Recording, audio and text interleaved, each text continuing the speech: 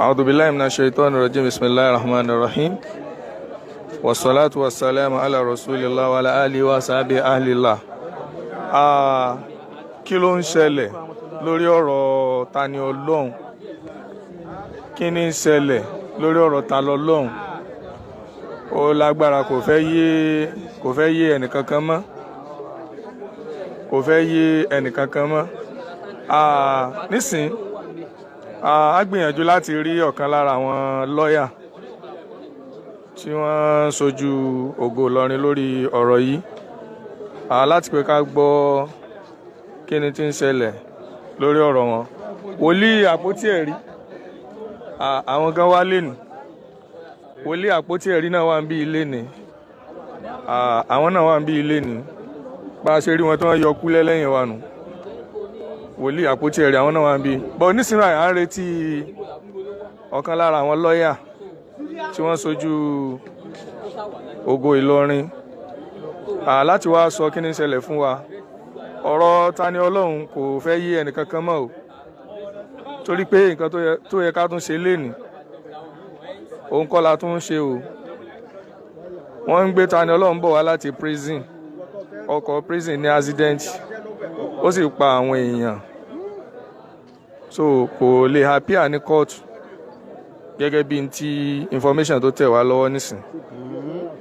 Ó sì yẹ kí Tani Olohun wà níbí láti sọ ta ni lọ́ọ̀yà rẹ̀ nínú àwọn lọ́ọ̀yà méjì tí kan fáìlì bail application wá, tí kejì fáìlì court jurisdiction tó fáìlì ẹ̀ wá.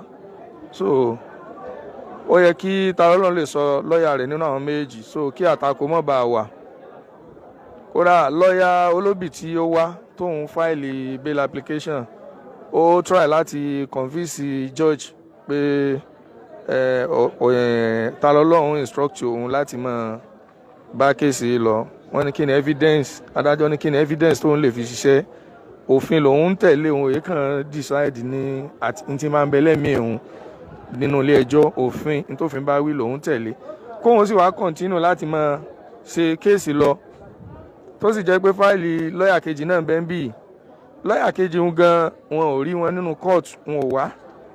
Tani Olohun náà kò rí bí dé court. Kódà lọ́ọ̀yà olóbì ń try láti sọ pé kí adájọ́ fún un ní ìṣẹ́jú 10 pé àwọn lè rí Tani Olohun provide, ṣùgbọ́n síbẹ̀síbẹ̀ wọ́n láwọn èèyàn ń protest lọ́wọ́ níwájú correctional center Ìlọrin ní Òkèkúrá fún ti àwọn èèyàn tí wọ́n ní accident. Àwọn èèyàn ń protest ń bẹ, so wọn ò lè gbé prisoner kankan, wọn ò lè gbé jáde rárá. So eléyìí àwọn lọ́ọ̀yà, ọ̀rọ̀ yẹn ó ka àwọn náà láyà, ó ní wọ́n ń yanjú nínú ilé tí wọn ò fi tí jáde sí wa. Gbogbo yìí táwa ń wí lè gbọ́ ẹ̀kúnrẹ́rẹ́ rẹ̀ lẹ́nu tiwa, torí wípé gbogbo profession kọ̀ọ̀kan ló ní terminology tí wọ́n fi sọ ọ̀rọ̀. Ìmí ń bẹ nínú òyìnbó táwọn lọ́ọ̀yà ń sọ tí ò ṣe èbó tó ṣe déédéé tiwa, so táwọn ò mọ̀túmọ̀ rẹ̀ torí pé àwa kì í ṣe lọ́ọ̀yà. Àmọ́ tí àwọn lọ́ọ̀yà wa bá jáde, àwọn ò tún lè fọ́ gbogbo ẹ̀ sí wẹ́wẹ́ fún wa. Inshallah. Ẹ bá mi gẹ́ẹ̀tì lọ́ọ̀yà Saddam, ẹ lákẹ́ bá mi gẹ́ẹ̀tì lọ́ọ̀yà Saddam, ẹni pé à ń dóde wọn. So oníkálukú lè gbọ́, torí àwa kì í fẹ́ mú wrong information wá sórí page wa yìí. Bó bá ṣe rí òun láwa sọ, èyí tó bá fẹ́ fọ́ oníṣẹ̀ṣe á sọ. Àwa àtàwọn oníṣẹ̀ṣe àti kíra wa léni, àti dìmọ́ra wa láwọn tó wá tí wọ́n wá fún Tani Olohun, àti ń rẹ́rìn síra wa. Ìkan tí ẹ sọ pé òun máa ń kí mi pé ojú mi máa ń le. Mo ní wàláhì mi gbọ́ ni, èmi èsè yàn bẹ́ẹ̀. Mo ní tóun bá kí mi ojú mi máa ń le, pé mi ì dáhùn. Mo ní wàláhì mi sì wá mọ̀. Mo bẹ̀ ẹ́ pé kó má bínú ni, pé mi èsè yàn bá tá a bá ń jà bí ká kú kọ́. Tá a bá ń jà bí ká kú kọ́. Ẹ jẹ́ kí n fàsìkò yìí wá lọ́ọ̀yà Barrister Saddam Fọlọ́runṣọ́ Fàgbà. Ẹ jẹ́ kí n fàsìkò yìí wá wọn, so kí wọ́n ó yá àwọn dà. Ok, Barrister Abdulkadir Ọmọbọ́lájí Àjàsá, àwọn ti wà pẹ̀lú wa níbí, inshallah. Assalamu alaikum warahmatullahi wabarakatuh. Ẹ jẹ́ kí wọ́n dà. A ní fàní láti gbọ́ ọ̀rọ̀ lẹ́nu barrister Abdulkadir Ọmọbọ́lájí Àjàsà. Assalamu alaikum warahmatullahi wabarakatuh. Wa alaikum salam warahmatullahi wabarakatuh. Ẹ dákun, kí ni tó ṣẹlẹ̀ ní kóòtù lẹ́nu? Nǹkan tó ṣẹlẹ̀ ní kóòtù ni pé gẹ́gẹ́ bí gbogbo a ṣe mọ̀ pé ní ìjẹtakọ́ yẹn tí a wá sí kóòtù tí a wá fún application ti lọ́ọ̀yà olóbì tí wọ́n file fún bẹ́ẹ̀lì Tani Olohun. So ilé tó máa lọ application tí lọ́ọ̀yà olóbì gbé wá ǹjẹ́ ẹ rẹ́dì láti takò níjẹta yẹn? Honestly speaking, ready àti takò because as a matter of fact àwọn tí wọ́n ní ẹjọ́ àwọn àfa Òkútagídí àtàwọn Ògo Ìlọrin wọ́n ti already yọnu to the extent pé wọ́n ti sọ fáwọn lawyers pé ká má bọ́dà láti takò application yẹn because àwọn náà fẹ́ freedom fún torí ẹ̀bẹ̀ tí ìyá ẹ̀bẹ̀ àti gbogbo àwọn brother rẹ̀ àti àwọn bẹ́ẹ̀ tó ń pè tí wọ́n ń bẹ̀bẹ̀ on behalf of Tani Olohun. So wọ́n náà wọ́n ready àti má takò bail application ẹ̀. So ìtawà náà dẹ̀ wá fún ní ìjẹta nìyẹn kó tó wá di pé to our surprised nígbà tá a dé kóòtù ní kóòtù wá ń sọ fún lọ́ọ̀yà olóbì pé there is another pending application filed by Tani Olohun's lawyer ìyẹn Mr. Bank.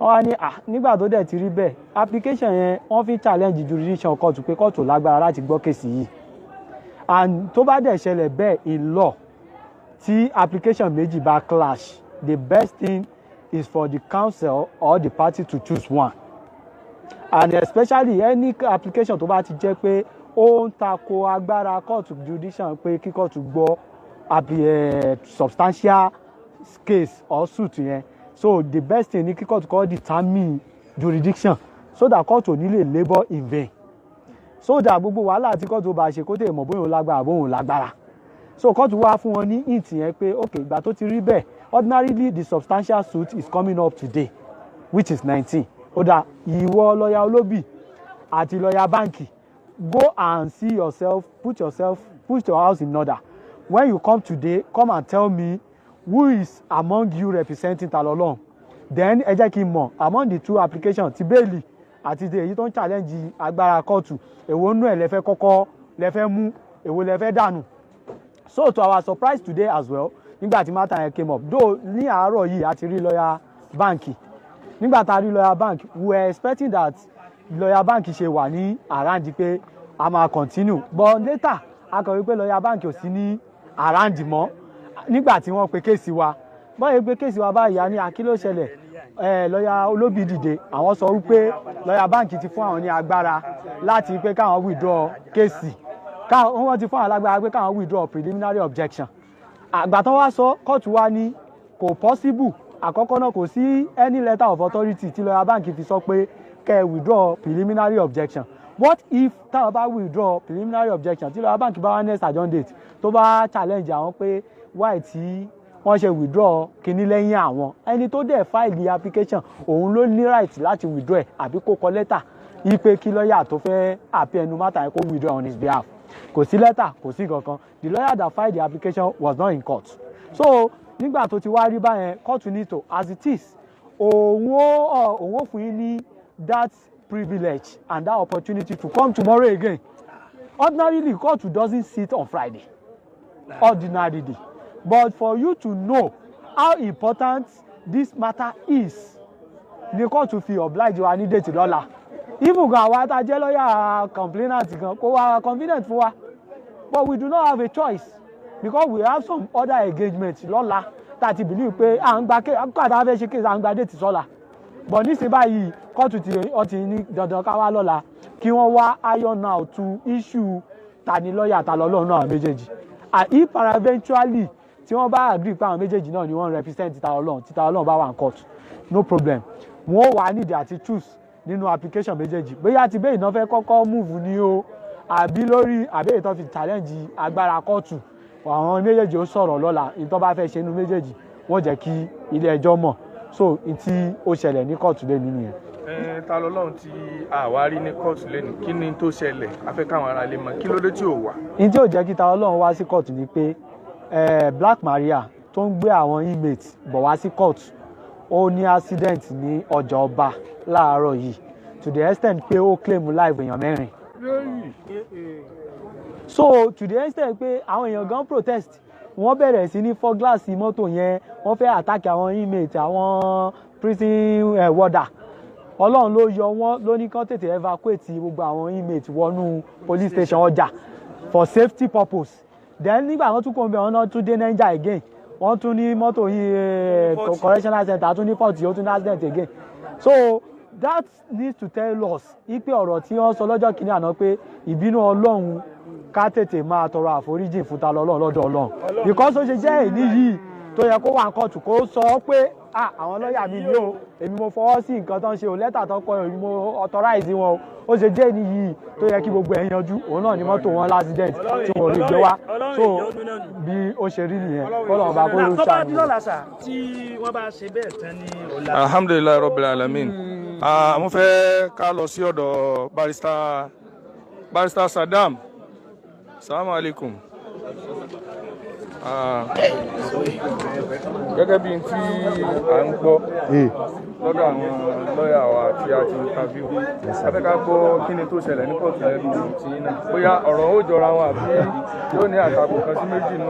arúgbó fọlọ́run a kí gbogbo ẹ̀yin tẹ́ wò wá káàkiri orígun mẹ́rin ayé gẹ́gẹ́ bí mo ṣe wí níjẹ̀ta pé ọ̀rọ̀ Abdulaziz Adégbọlá ọlọ́run ló kù tó yẹ kẹ́yìn tẹ́ nífẹ̀ẹ́ rẹ̀ kẹ́ mọ́ lọ bẹ́ẹ̀ ọlọ́run ló kù kẹ́ mọ́ lọ bẹ́ẹ̀ ó ti hàn wípé èèyàn nìkan kó ṣẹ̀ báyìí ó ti ṣẹ̀ lọ́hùn bá sì ń bẹ́yàn téèyàn bá yọnu bọ́lọ́run ọ̀bá yọnu ìyọnu èdè náà nù lónìí tí gbogbo wa retí wípé ọ̀rọ̀ ó yanjú á sì mọ tani lọ́ọ̀yà rẹ̀ torí pé níjẹ̀ta awuyewuye lórí tani lọ́ọ̀yà rẹ̀ gangan kò jẹ́ kí nǹkan kan ó ṣe adájọ́ wa ní káwọn lawyers méjì tán file paper kí wọ́n wá sí court lénìí kí wọ́n wá yanjú ẹ̀ unfortunately ẹnìkan nínú wọn wá ìyẹn lọ́ọ̀yà olóbì tó file bail application ẹnìkejì tó ń pè ní lọ́ọ̀yà bank tó ń file preliminary objection òun ò wá court bá ní kò sí nǹkan táwọn lè ṣe tí lọ́ọ̀yà yẹn ò bá wá then èyí tó concern mi jù ń bẹ̀ ni wípé this lọ́ọ̀yà bank tó file preliminary objection yìí lórí paper tán file èèyàn bíi mẹ́rin àbí márùn-ún ni wọ́n list kó wà lọ́fíìsì wọn lórí pépà tán fáìlì ẹ̀ tádájọ́ ka orúkọ wọn sí wa létí níjẹ̀ta wọ́n ní ìtàn sọ fún wa ní kóòtù lẹ́nu ni pé wọ́n ní lọ́ọ̀yà bank pé ó wà ní federal high court tó ń ṣe kéèsì kan ní sáà mẹ́rẹ̀ẹ̀rin tán wà lórí list wọn ni wọ́n jọ wà ní federal high court tán jọ ń make a submission at the same time àbí what is the essence of having 1 2 3 4 5 lawyers in the chambers ṣebí torí tẹ́nìkan ò bá lè lọ kéèsì kan kẹ́lòmíì ò lọ ilé kẹ́nìkan ò lọ ilé lérò ọ́fíìsì ti tèmi kéèsì mẹ́ta la ní láàárọ̀ yìí ọ̀gá mi fọlọ́sọ abí kan wá síbì kan èmi lọ síbì kan lọ́ọ̀yà míì tó wà lọ́fíìsì wa náà lọ síbì kan á pínra wa so tí èèyàn bá mọ tí ń ṣe tí sì ń fi bẹ̀rù Ọlọ́run ṣiṣẹ́ èèyàn máa ń gbìyànjú àti ṣe the right thing ni o Yorùbá sì máa ń sọ̀rọ̀ wọ́n pòwe o wọ́n ní bẹ́ni tó ń parọ́ fún òbámọ̀ ẹni tí ń parọ́ ó mọ̀ ní ọkàn ara rẹ̀ àwọn tó ń bẹ̀ wọ́n sẹ́kún ó kíyèsí tí ń ṣẹlẹ̀ yìí dáadáa sẹ́mọ̀ pọ́rọ̀ ti kú ò lọ́rọ̀ pààrà pẹ̀lú ẹnìkan kan ń jà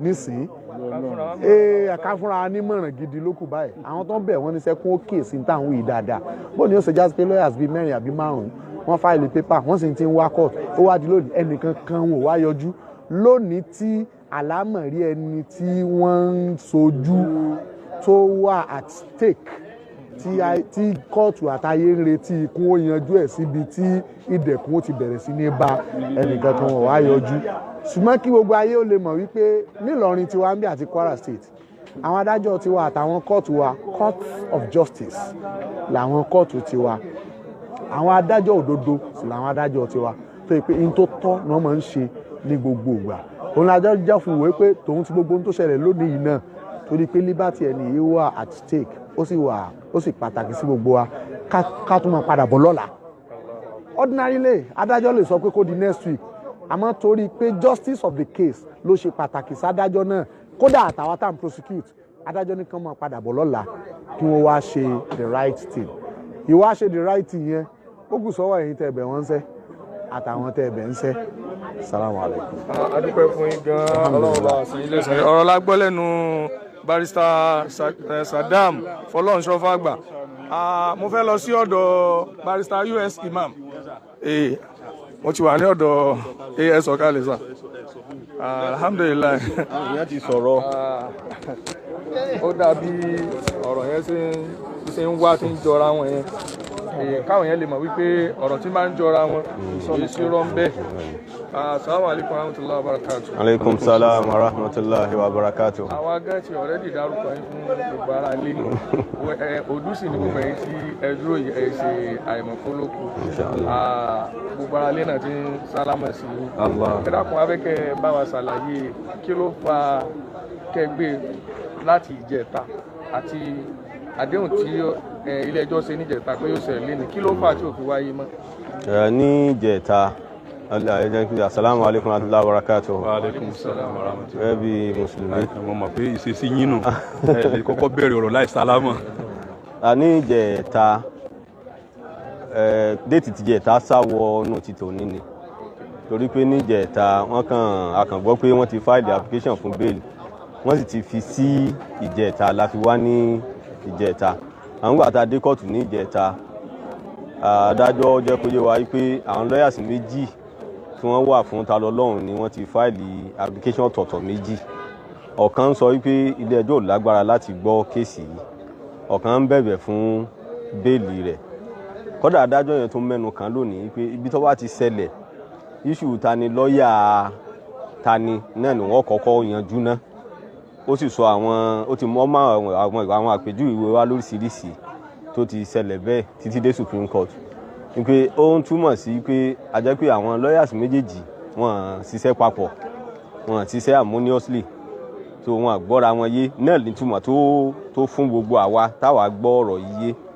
Now nígbà tí a wá dé kóòtù lónìí àti bẹ̀rẹ̀ ládájọ́ ti sọ pé òun ò ní time pé cases méjì náà lòun wá gbọ́ pé àwọn yòókù kí wọ́n dúró dè òun ẹni tó bá lè dúró dè òun pé torí òun ní official engagement míì.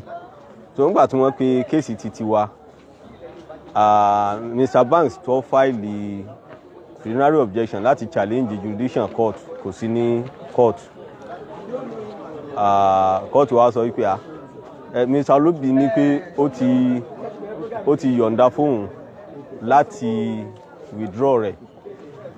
Court ní kò ṣeé ṣe, ẹni tó fáìlì application ló lè withdraw application fúnra rẹ̀ tí ì bá ṣe wípé ọba delegate èèyàn mi àbọ̀ kọ lẹ́tà wípé application mi yìí o mo ready láti withdraw rẹ̀ lòun ó tó gbọ́ issue application fún bẹ́ẹ̀lì Tani Olohun.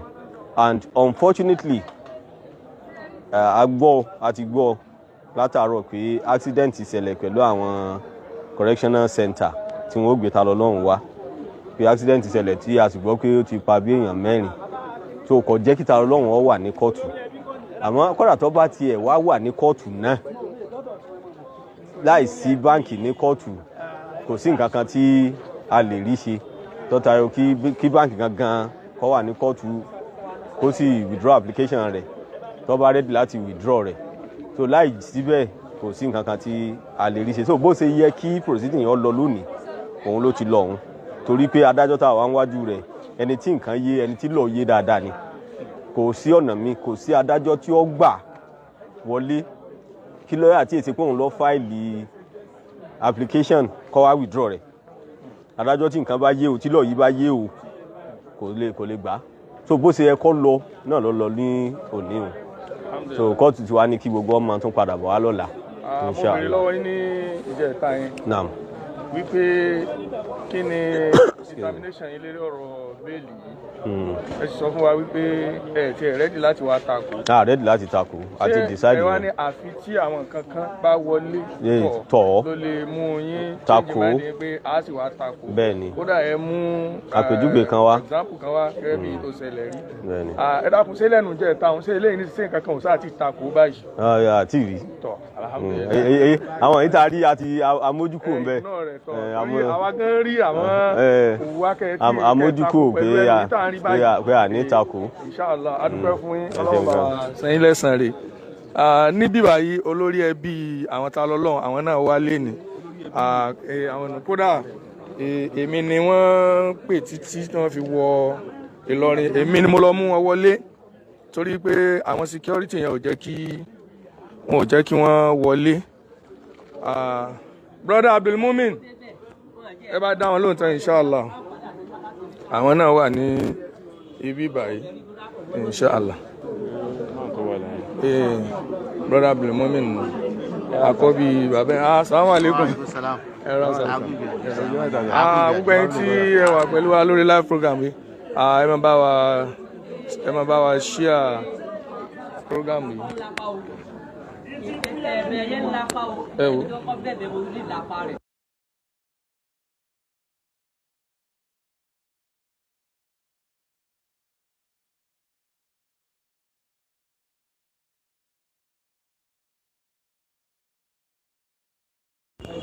Alhamdulillah Rabbil Alamin. Brother Abdulmumin wọ́n ń bá wọn sọ̀rọ̀ lọ́wọ́ níbẹ̀ yẹn, so a ní fact ní àti rí àwọn náà. Gbogbo ẹni tí ó bá wà níbí lórí program yìí, ó yá ẹ bá mi share rẹ̀ dáadáa, kí àwọn èèyàn lè mọ kí ni ń lọ, torí pé ìsọnù fẹ́ pọ̀ púpọ̀ lórí Ìlọrin burú, Ìlọrin ò lẹ́mìí àforíjìn, Ìlọrin burú, Ìlọrin ò lẹ́mìí àforíjìn. So gbogbo tí ń ṣẹlẹ̀ kẹ́ mọ́ wá rò pé bóyá Ìlọrin ló burú àbí wọn ò lẹ́mìí ìdáríjì ni. A wà pẹ̀lú brother Abdulmumin báyìí, inshallah ẹ bá mi fi máìkì sí wọn. Assalamu alaikum warahmatullahi wabarakatuh. Wa alaikum salam warahmatullahi wabarakatuh. Ẹ bá wa dárúkọ yín fún gbogbo àwọn tí ó wà. Orúkọ mi ni Abdulmumin Adégbolá Supoto. Báwo lẹ ṣe jẹ́ sí Tani Olohun? Èmi lórí ẹbí ìdílé tí Ọlọ́run ti jáde wá. Allahu Akbar, alhamdulillah. Pẹ̀lú tí ń ṣẹlẹ̀ ní kóòtù lénìí, ẹlòmíì lè mọ̀ wò pé àbí àwọn àfáà Ìlọrin àbí wọ́n pláàni pẹ̀lú adájọ́ ni, torí pé orí afẹ́fẹ́ ni wọ́n ti ń wò. Ẹ̀yin tẹ́ wà ń bí, ẹ̀yin ò lè sọ èyí tó fẹsẹ̀ múlẹ̀ ju àwọn tí ń wò wá lórí afẹ́fẹ́ lọ. Ṣé n tí ń ṣẹlẹ̀ ń bí sójọ pláàni àbí ó jọ pé Ọlọ́run ní ń ṣiṣẹ́? Ọlọ́run ló ń ṣiṣẹ́ rẹ̀ o, nítorí pé ọ̀pọ̀lọpọ̀ tí wọ́n ń wà lórí social media wọn àmọ́ Abdul Azeez Tani Olohun tó èmi. Ní ọjọ́ kan wọ́n lọ wo orí péjì Abdul Azeez Tani Olohun, ó kọ sórí péjì ẹ̀, ó ní kí aláwo wá pa òun, ẹ̀yọ pé aláwo yín ẹ̀yọ kọ́ wá pa òun ní ìsìn báyìí. Àjọ ń gbénu lé ni mo wá lọ bánu yàrá rẹ̀ pé mo rí nǹkan tó kọ sórí péjì yìí, so mo tún lọ rẹ̀ sá, ó ní kò sí nǹkan kan, mo ní Abdul Azeez, mo ní ọmọdé rẹ̀ búrò kò ó bojú wẹ̀yìn, sóòjọ́ ló rò pé olúwo rẹ̀ pa ní ní ìgbà tó lọ́n bá bẹ̀rẹ̀ pẹ̀lú ẹ ó lọ ọ̀fẹ́ tó bẹ́ẹ̀. Òun náà wà ní tó ń ṣẹlẹ̀ yìí, àwa ti rí ti pẹ́ ìjọ tó ti ṣẹlẹ̀ láti rí pé Ọlọ́run ní ń bá jà, kìí pa ẹ̀ṣẹ̀ rí, ìjọ tó ti ṣẹlẹ̀ láti rí pé ìbáwí Ọlọ́run tá à ń sọ òun ló dé yìí. Torí pé àwọn kan ń sọ lórí social media wípé ẹ sọ fún Allah yín kó wá jà, ẹ sọ fún Muhammadu yín kó wá jà. Ṣé bọ́ọ̀lù àṣẹ lè mọ̀ pé Allah ní jà sí ó sọ̀kalẹ̀? Àgọ̀ ni wọ́n gọ̀ ni, eléwọ̀ olúwa lórí àlárì, eléwọ̀ olúwa lórí Muhammadu, ṣe bí agbọ́n àká lágbàgbọ́. Gbogbo ńgbà tí orí tálà ń ṣe fún wọn, àwọn náà tí wọ́n ń sọ̀rọ̀ yìí, Allah ń ṣe wọ́n lóore. Ǹjẹ́ wọ́n rí àlárì bó ṣe ń ṣe wọ́n lóore? Sọ pé Ar-Rahman ni ó ń ṣe wọ́n lóore, ó ń kẹ́ wọn, ìkẹ́kọ̀ọ́ ló ń sọ̀kalẹ̀ wá. Ṣé àrí àlá àkóso wa mọ̀ kí wa báyìí? Tó bá yẹ pé àrí àlá fún gbogbo ìkẹ́ yìí, bọ́dẹ̀ fẹ́ àwọn kò pé a máa rí àlá nígbà bá fẹ́ fìyà jẹ wá. Allah subhanahu wa ta'ala òun náà ló ń fìyà jẹ ọmọdé yìí lọ́wọ́ yìí látara àwọn èèyàn Allah látàwọn àwọn ẹrúsìn rẹ̀ tọkọ àwọn tó fìyà jẹ yìí náà. Ọlọ́run Allah òun ló ní wọn, òun ló wá ẹlẹ́bàá máa fìyà jẹ ẹni yìí. Brother Abdulmumin, ká má fi fọ̀rọ̀ gùn, ìrànlọ́wọ́ ò lérò pé a lè máa ṣe fún báyìí? Ìrànlọ́wọ́ náà tèmi ń fẹ́ lẹ́nu gbogbo wa pátápátá abáwọn pa nífẹ̀ẹ́ ọmọ yìí, ẹ yẹ ká máa bá bí Ọlọ́run Allah subhanahu wa ta'ala kọ́lọ́run dáhùn kó ṣàforíjì fún. Ká tó wá bẹ lọ́run, ká tó bẹ àwọn èèyàn tó lọ́run lò fún náà, Ọlọ́run ló lo àwọn èèyàn yìí láti fìyà jẹ. Àwa gbọ́dọ̀ bẹ̀ wọ́n náà wípé àwọn tẹ̀ tí yọ́nú náà, gbogbo àwọn tá à ń bẹ̀ yìí wọ́n ti yọ́nú tiwọn sí wa, àti rí pé wọ́n ti yọ́nú sí wa, wọ́n ti fi hàn pé àwọn yọ́nú sí wa.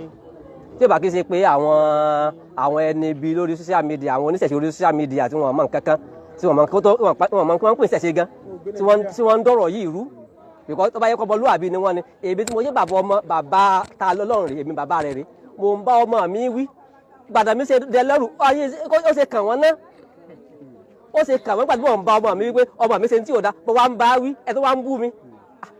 Ó wá yà wọ́n lẹ́nu pé ṣé àwọn ọmọ Yorùbá náà sì làwọn eléyìí sá, ṣé ń ká wa lágbẹ́ àwọn tá a jẹ́ sọ́jú Yorùbá náà nìyí. Ibo irú owó burúkú wọn wá ń rí yẹn owó tá a fi ń ba Yorùbá lójú jẹ́ ẹ̀ ń rí owó ẹ̀ ń ba ilẹ̀ Yorùbá lójú jẹ́ ẹlẹ́yìn sojú Yorùbá ẹlẹ́yìn sojú àṣà Yorùbá ẹ̀ sì ń dásà Yorùbá nù. Ọlọ́run bá wa san yín lẹ́san rẹ̀. Àdúpẹ́ fún yín ká mọ́ béèrè ọ̀rọ̀ púpọ̀ jù kó má bàa máa túmọ̀ sí nǹkan míì. Torí pé òdodo lẹ́ ń sọ ṣùgbọ́n ẹni tó bá ti lè sòdodo kì í léèyàn lẹ́yìn ọ̀tọ̀ níbi tí wọ́n ó rò sí àmọ́ a fi Ọlọ́run fi yín lọ́kàn balẹ̀ pé aburú kankan ò ní ṣe yín Ọlọ́run ó gba ọmọ náà jáde fún yín yóò sì ṣe ọ̀rọ̀ rẹ̀ bẹ́ẹ̀ ṣe ń fẹ́ fún yín ọlágbára Ọlọ́run. Gbogbo àwọn tí wọ́n jẹ́ oníṣẹ̀ṣe tí wọ́n wá bí lénìí wọ́n play role ọmọlúàbí wàláì wọ́n play role ọmọlúàbí ó wá jẹ́ ká mọ̀ wípé àwọn tí wọ́n ń fi ohùn ránṣẹ́ látòkèrè wọn ó dàbí pé àwọn olùṣẹ̀ṣe tí wọ́n wà nílẹ̀ Yorùbá yìí wọn ò mọ̀ sọ̀rọ̀ wọn.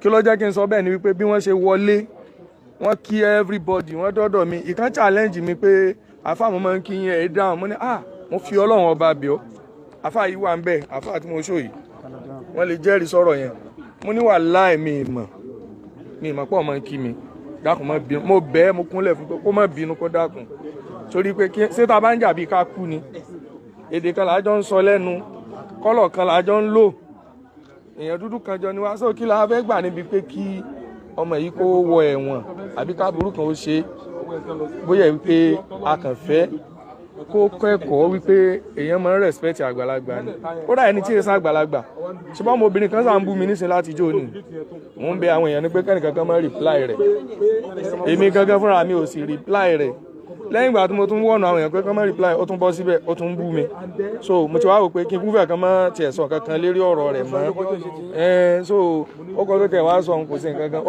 ó fi kún ni ó lé kún ni kódà tó bá tún di ikú tó tún dá dúró ń sàká ó kọ̀ ìsìlámù náà tún ni tó bá tún wá pè ní sàká mọ́ ó complete tó bá wá fi sàká mọ́ jẹ́ sí ó tún bá mi fi kún ni kò tẹ̀ túnú kankan lára mi so Ọlọ́run kó ṣamọ̀nà òun àti àwa náà ọlágbára Ọlọ́run ẹni tí ẹ wà ní diaspora ẹ dákun ẹ jẹ́ ká ran ọmọ yìí lọ́wọ́ látara ọ̀rọ̀ ẹnu torí pé gbogbo ẹ ti ń rọ̀ báyìí kọ́lọ́n jẹ́ ó rọ̀ jálẹ̀ àmọ́ ìfẹ́lẹ́ ìdágbére fúnra wa gbogbo ẹ̀yin tẹ́ ń wò wá ká ṣàdúrà fún yín gẹ́gẹ́ bí ìṣe wa ẹ̀yin tẹ́ wà ní àjò nínú yín Ọlọ́run kó bá wa jẹ́ kó èrè oko kọ́lọ́n jẹ́ kó wálé kọ́lọ́n ó fi ìṣọ́ rẹ̀ ṣọ́ yín kó má jẹ́ wọn ó ru òkú yín wálé o kó sì má jẹ́ kí wọ́n gbé yín wálé dìgbàdìgbà lẹ́ni tí wọ́n gbé wá láláàárẹ̀ tẹ́ bá sì ti ń dé kẹ́ ẹ máa bá oore lọ́wọ́ tiwa náà irú oore tẹ́yìn náà ń kó bọ̀ wá ẹ̀rọ ń jẹ́ ẹ máa bá a lọ́wọ́ tiwa náà àfi àsìkò yìí dágbére fúnra wa ní dédé àsìkò yìí náà pé assalamu alaikum wa rahmatullahi wa barakatuh.